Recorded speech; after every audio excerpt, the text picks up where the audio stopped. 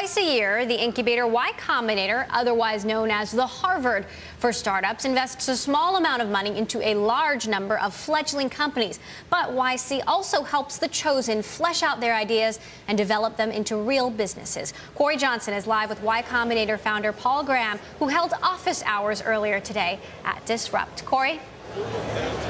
Yeah, Emily, of course, Emily, being from Harvard, would think the Harvard of startups would be a good thing, right? A great compliment. Yes, indeed. So let's talk about this conference, because this is unique. I haven't been to this conference before, because in my prior life I was very much focused on publicly traded companies, of which I'm sure a lot of these people would like to be.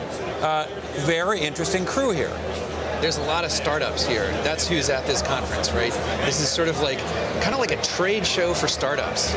And startups that really have big plans. I mean, they really want to be something. I'm struck by how many companies are littering the halls here that are often just a couple of guys with an idea and maybe a little bit of code. They have to have big plans, right? Not all businesses are startups. If someone starts like a new cafe or a new landscaping company, that is a newly started business, but it's not a startup.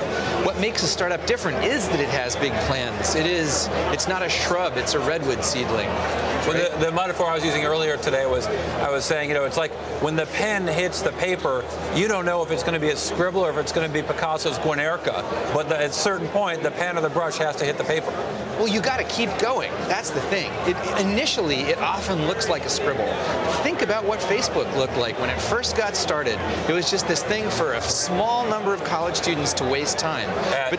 At Harvard, right? Someone who is sufficiently sharp, which essentially no one is, but someone who is sufficiently sharp could have looked at that and said, you know, if they keep expanding, eventually they'll get all the colleges, and then they'll get all the high school students, and then they'll get everyone, right? And they'll have hundreds of millions of users. And we have it's interesting because that's an example we all know because we've seen the movie, if we've seen the movie, and there's sort of an image of that. But there is this fever that the people in this room, that these kinds of people, I mean, you see these people all the time. Yeah. They come into your door and they say what?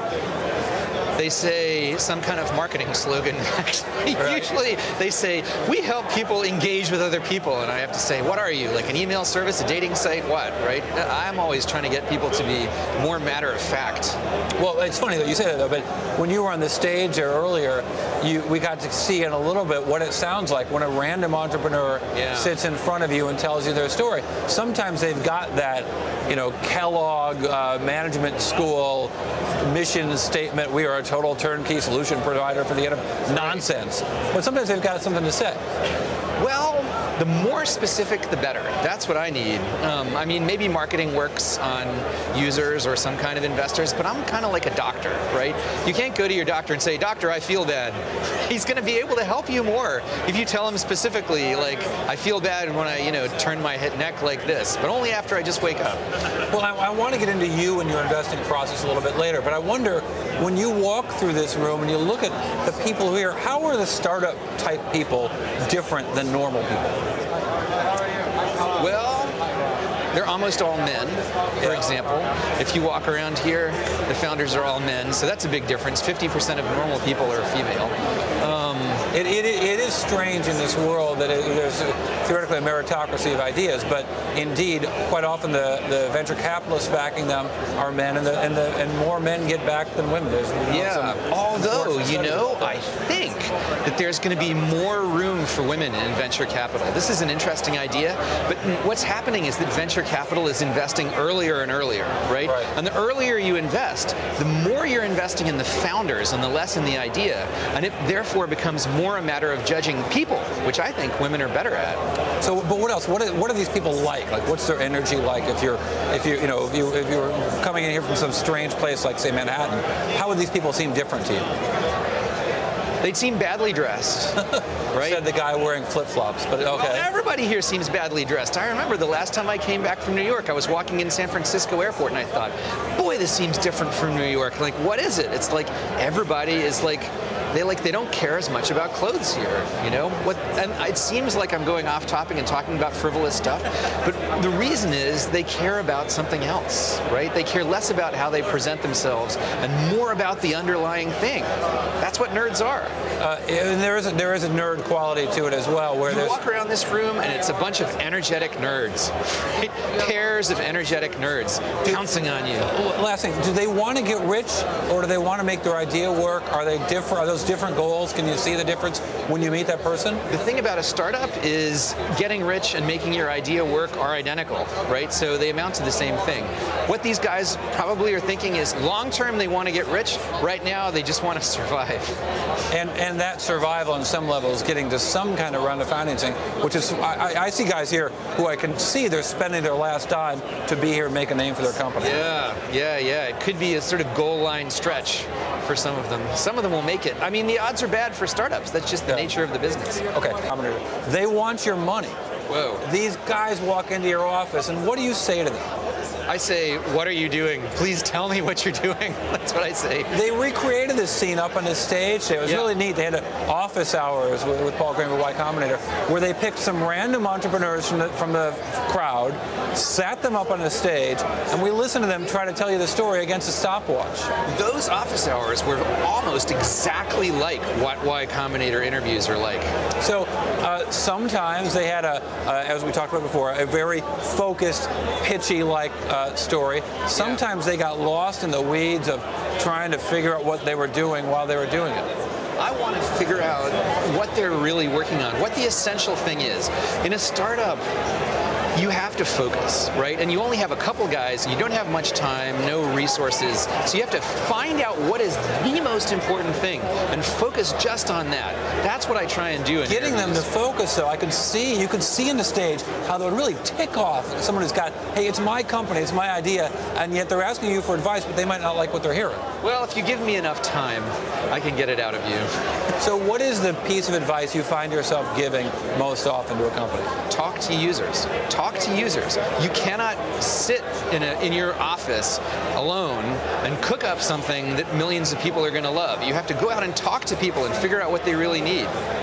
And when you talk to these guys, I mean, do you get a sense of their motivation, or is that an important characteristic of an investment that you make?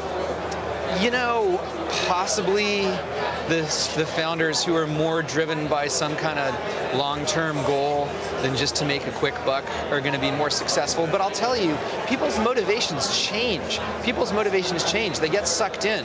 They might be trying to get a quick buck initially, and then they realize, whoa, wait a minute. In this world, the people who are most respected are the guys who make something really big and long-lasting. I'll try and do that. Is there hunger and a necessary part of a startup? Yeah. Ace Greenberg, Bear Stearns chairman for a long time, used to call it the PSDs. He wanted people that were poor, smart, and desperate to be rich. But is the desire for money important in the people that you back? I don't think it's that important to be desperate to be rich, because if you think about it, Bill Gates was already rich, his family was rich, and he was very successful. He wanted to make his mark in the world, right? And getting rich and making your mark in the world are not two completely unrelated things. Yeah. That's what people want, the most successful. So talk to me about what a successful business plan looks like at the angel stage. At the stage we look at it, yeah. Honestly, what it looks like is some good guys who are working on something that might turn out to be something. I wouldn't even describe it as a business plan. It's more like... But don't they have a book here? They hand you the presentation, and it's got some financials, and it's got some imaginary run rate? No, we would never voluntarily look at a presentation. PowerPoint is completely banned at Y Combinator. All we want to do is talk to them. One of the guys on the stage had a PowerPoint-based company. No wonder you were so hostile. Well, that's okay. If it's a demo of the actual product, then it's cool. But otherwise, no presentations. We want to just ask them what they're working on. You know what it is? What it is at this stage is a problem. People have got some kind of problem they've identified. Like, for example, the Harvard Facebook is still printed on paper. That's crazy. Why isn't it on the internet, right? That's Facebook. And so when you look at these guys, how many of your investments do you know are obviously you don't make an investment thinking it's going to fail, but how many do you expect will succeed? Maybe half if we're lucky, if we're really lucky. Accurately, succeed maybe meaning break even. More like a third. No, success is bimodal distribution. Things either do real well or real badly. There's not much middle ground. And so at what point do you do triage trying to save these failing, flailing companies. As long as they want to be saved, we'll try to save them. We don't ever say, you guys are hopeless, why don't you just give up? Right? Because there's plenty of successful companies that have had some point in their history when things looked hopeless. Right. Well, look, as I've been talking to you and as we were talking to Ron Conway, the entrepreneurs have been gathering around the stage. So I'll let you get to the hungry horde. Paul Graham, Y Combinator, really appreciate it. Interesting stuff. Thank you. We'll get more from you later.